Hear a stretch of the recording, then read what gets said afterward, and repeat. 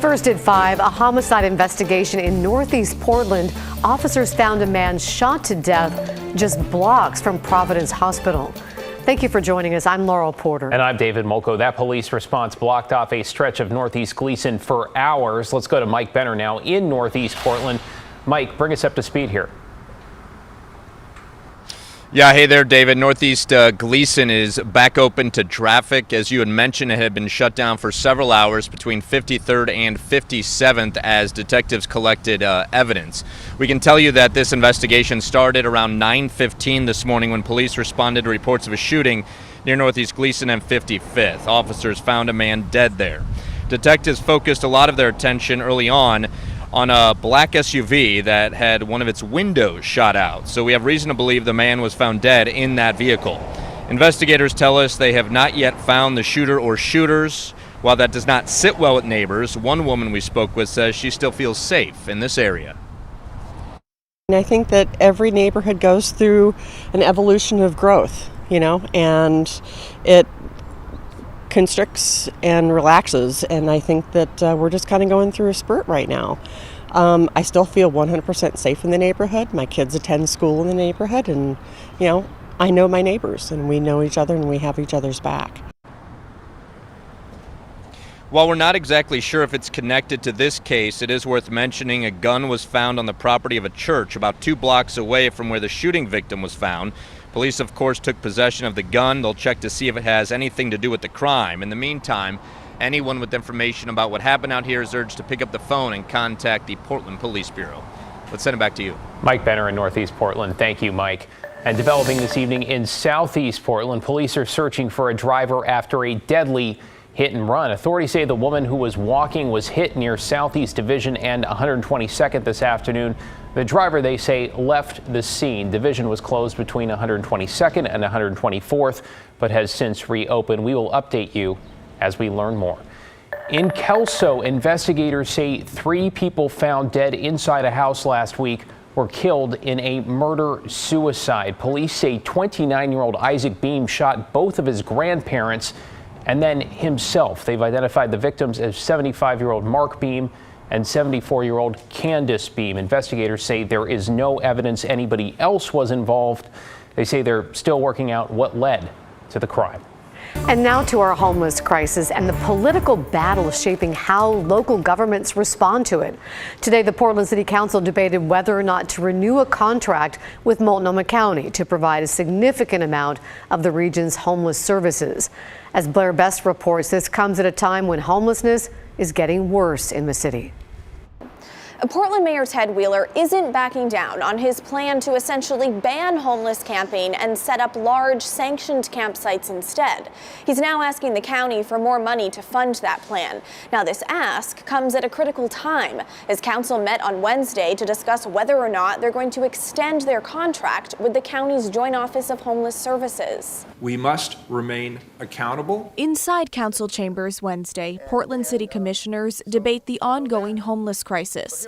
A point of contention, their contract with the Joint Office of Homeless Services. That's the city and county-run group that provides a majority of the homeless resources in the area. That the problem on our streets goes well beyond just the question of housing. Mayor Ted Wheeler is asking the county for $25 million to fund his 6 mass-sanctioned homeless campsites.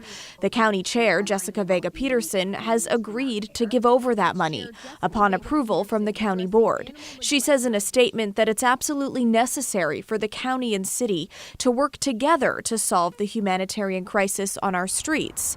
Over the years, that relationship has been complicated, to say the least. We call this the joint office, but there's actually no coordination between the city and county around houselessness services. The city is now deciding whether it will renew its contract with the Joint Office of Homeless Services, a program that the city gives roughly $43 million to a year. The new director of the Joint Office, Dan Field, testified about this on Wednesday. I do think let's keep in mind why we created a joint office in the first place. There's a really complicated set of braided funding that needs to come together effectively to address the continuum of needs. Though Commissioners Mingus Mapps and Renee Gonzalez are reluctant to renew the contract with the joint office, we caught up with them outside council chamber. This is a very bad contract. No business, no government, no individual in their right mind would sign a contract like this. So we can make progress. I'll support it. But I will not support renewing under its existing terms. I'm deeply committed to investing in houselessness services. One of the problems right now, though, is the city has no influence over how those dollars actually get spent. And this is deeply problematic. It's my understanding you're set to vote on this next week. Do you think a week's time is enough to sort all of this out? I sure hope so. We got lots of professionals and plenty of smart people working on this. We have to get it. We have to have this worked out. Now, as you heard, next week, council will be voting on whether or not they're going to extend that contract with the joint office. There's also other important votes happening next week around homeless issues, and we'll be following them closely. Blair Best, KGW News. The Portland Public School Board has passed a budget proposal with new safety recommendations. One of the hot topics involves police officers. During a meeting last night, some students wore badges that said, quote, "No cops in schools." There's been talk the district would partner with Portland Police. The PPS Chief of Staff says under the proposal, officers would be stationed near schools, not inside them. We don't want hallway monitors with guns. However, there's a sense of what is the positive relationship that we need to have with law enforcement. We don't have a title. What we know is that we want law enforcement in our community patrolling and providing that level of safety. Other safety recommendations include requiring students to wear ID badges and starting a rapid response system among staff. This is not a done deal yet. The board isn't expected to approve its more than $2 billion budget until next month. For the first time in over a decade, TriMet's board of directors approved a fare increase for bus and train rides. The only passengers who will not be affected here, those who use HOP Fast Pass cards to pay for monthly or annual passes. Daisy Caballero reports. My vote is yes. Yes. Yes. Yes. Yes. Yes. Director Way. No. Ordinance 374 passes. After nearly 3.5 hours, the TriMet's board of directors voted 6-1 to move forward with the proposed fare rate increase for hourly and all-day passes starting January 1st of next year. This is the first rate increase since 2012. We're in a position now where trying to address fares is not coming because we haven't looked at every other option. It's because every other option on the table's got us stretched as far as we can take it right now, and fares need to be a part of this. Here's a breakdown of the changes. A 30-cent increase for the 2.5-hour adult pass and a 60-cent increase for the all-day pass. Those with monthly HOP Fast Pass card fares won't be affected, but many who testified at the meeting were against the changes. And as someone who depends on public transit to commute and perform daily activities, I'm disheartened that members of this board who are not themselves transit dependent are considering a fare increase which has a disproportionate impact on low-income communities, communities of color, and the environment. That was one of about 20 testimonies opposing the fare hike. Fare increase will pose hardship for many low-income, working poor, elderly, and disabled riders. My partner, who uses transit daily for work, noted how illogical it is to keep passes at the same rate while charging more for those who barely scrape by and can't afford an annual or monthly pass up front.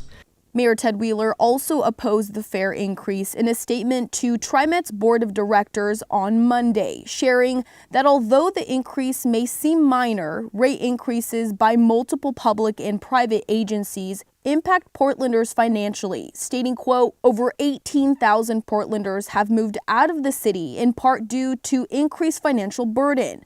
I look forward to working with TriMet to develop creative solutions to the funding shortfalls. According to TriMet, this fare increase will bring its income to $4.9 million per year, which will go towards ongoing operation costs. Daisy Caballero, KGW News.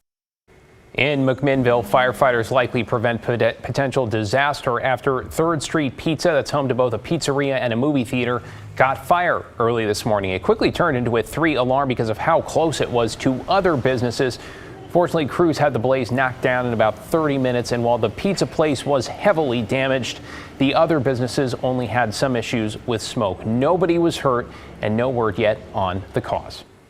Tonight, the music world is mourning the loss of the queen of rock and roll.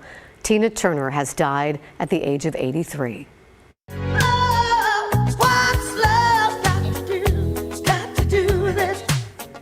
Don't you just love that song and her voice? In a statement, Turner's family said she died at home in Switzerland after a long illness. Her influence on the music industry stretched across decades, inspiring artists like Mick Jagger and Beyonce. She was the first woman and black artist to appear on the cover of Rolling Stone. Turner won 7 Grammys throughout her career and received the Grammy Lifetime Achievement Award in 2018. What an amazing woman, an incredible career.